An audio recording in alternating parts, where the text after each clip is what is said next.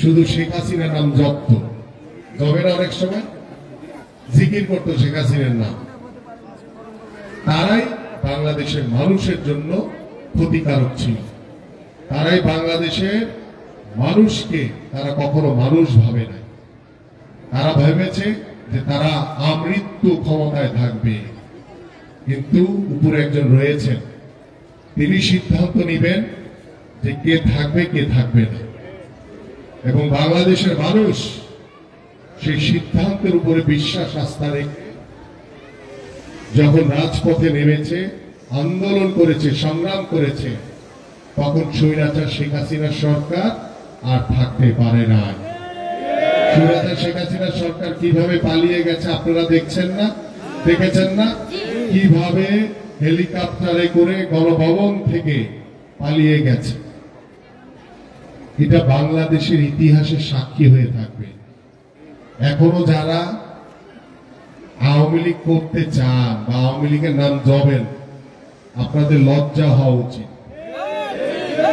অবশ্য আওয়ামী লীগের কোনো লজ্জা নাই, কারণ এটা আমরা দেখেছি গত 17 বছর ধরে এদেশের সাধারণ মানুষ যখন বারবার বলেছে, আমরা যখন দাবি জানিয়েছি যে বাংলাদেশে একটি অবাধ সুষ্ঠু নির্বাচন প্রয়োজন, এদেশের জনগণের যে ভোটের অধিকার, তাদের যে দাবি, তারা ভোট দিতে চায়।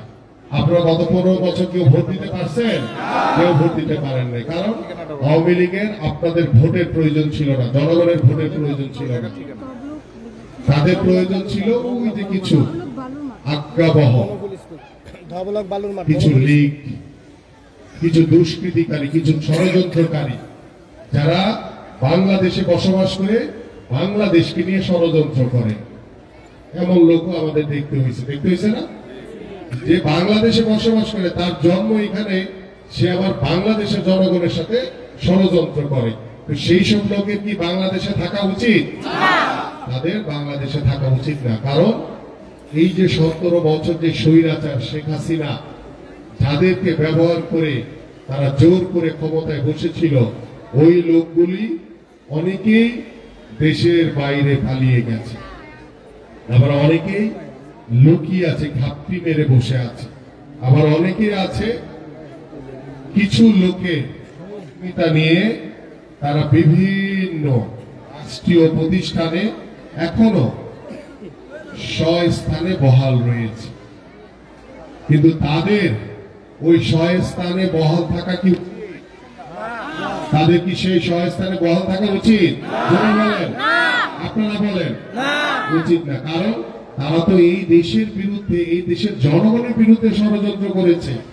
তারা কিভাবে এখনো আওয়ামী লীগের সরাসরি যারা দোষক ছিল, তারা কিভাবে বিভিন্ন জায়গায়, আমরা বারবার অন্তর্বর্তীকালীন সরকারের কাছে আহ্বান করছি যে দ্রুত সময়ের ভিতরে সেই স্বৈরাচারের যারা দোষর রয়েছে, যারা বিভিন্ন রাষ্ট্রীয় প্রতিষ্ঠানে এখনো বসে আছে, তাদেরকে দ্রুত সময়ের ভিতরে অপসারণ করুন, তাদেরকে নির্মূল করুন, তাদেরকে আইনের আওতায় এনে জাতির সামনে বিচার করুন।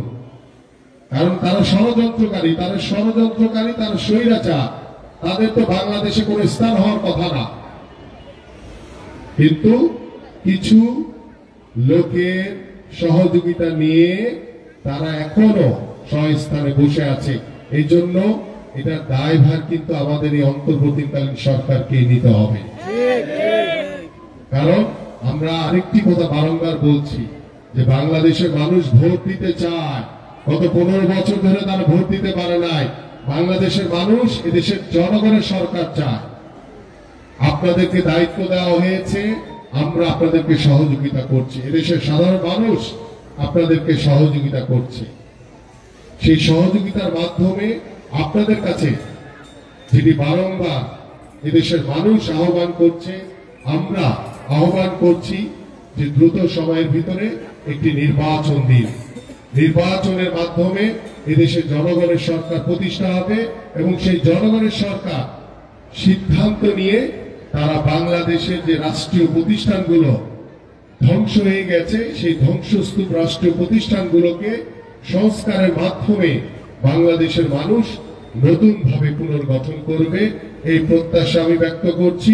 পাশাপাশি আজকে আন্তরিকভাবে ধন্যবাদ জ্ঞাপন করছি 11 নম্বর ওয়ার্ডের সকল পর্যায়ের নেতৃবৃন্দকে এবং যারা দীর্ঘক্ষণ ধরে আমার মা খালারা বসে আছেন, বোনেরা বসে আছেন, আমার ভাইরা বসে আছেন, তাদেরকে ধন্যবাদ জানাচ্ছি যে বিএনপি একটি মানবিক দল, বিএনপি এদেশের সাধারণ মানুষের দল।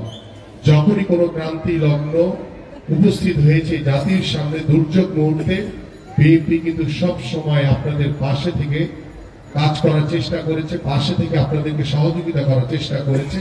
আমি আপনাদের এলাকার সন্তান, আমি বিশ্বাস করি যে আমি আপনাদের কোনো নেতা না, আমি আপনাদের সন্তান হিসেবে, ভাই হিসেবে, বন্ধু হিসেবে পাশে থেকে আমি আপনাদের সাথে থেকে কাজ করে যেতে চাই আপনাদের কল্যাণের জন্য, আপনাদের উন্নয়নের জন্য। এটাই হচ্ছে আমার চাওয়া, এটাই হচ্ছে প্রত্যাশা, এবং এই জন্য আপনাদের সকলের সহযোগিতা আমি চাই। সকলে ভালো থাকবেন, সুস্থ থাকবেন। বাংলাদেশ জিন্দাবাদ, বাংলাদেশ জাতীয়তাবাদী দল বিএনপি জিন্দাবাদ, দেশনেত্রী বেগম খালেদা জিয়া জিন্দাবাদ, বিএনপির ভারপ্রাপ্ত চেয়ারম্যান জনাব তারেক রহমান জিন্দাবাদ, শহীদ রাষ্ট্রপতি জিয়াউর রহমান অমর হোক। সকলকে ধন্যবাদ।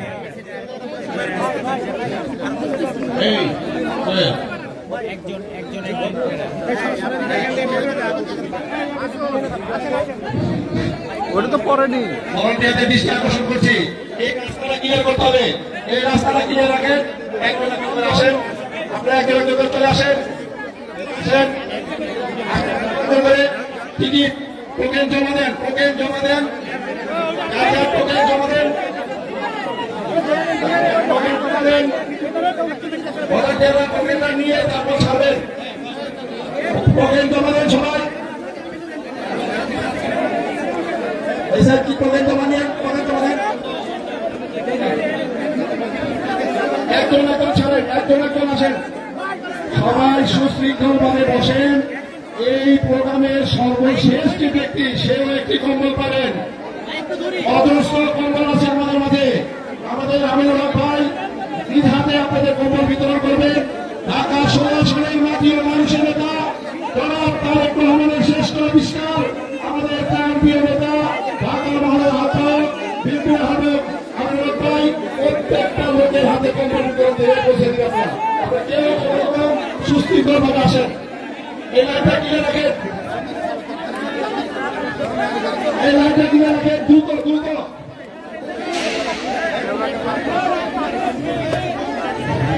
মাসুদ ভাই লাইনটা কিনে রাখেন, রুবেল দ্রুত দ্রুত দ্রুত। একটা লাইন চেয়ার লাইন খালি হবে, পরবর্তী 4 লাইন আবার আসবেন। এলাকাবাসী, আপনারা আজকের এই বস্ত্র বিতরণ অনুষ্ঠানটি সুশৃঙ্খলভাবে করার জন্য আমাদেরকে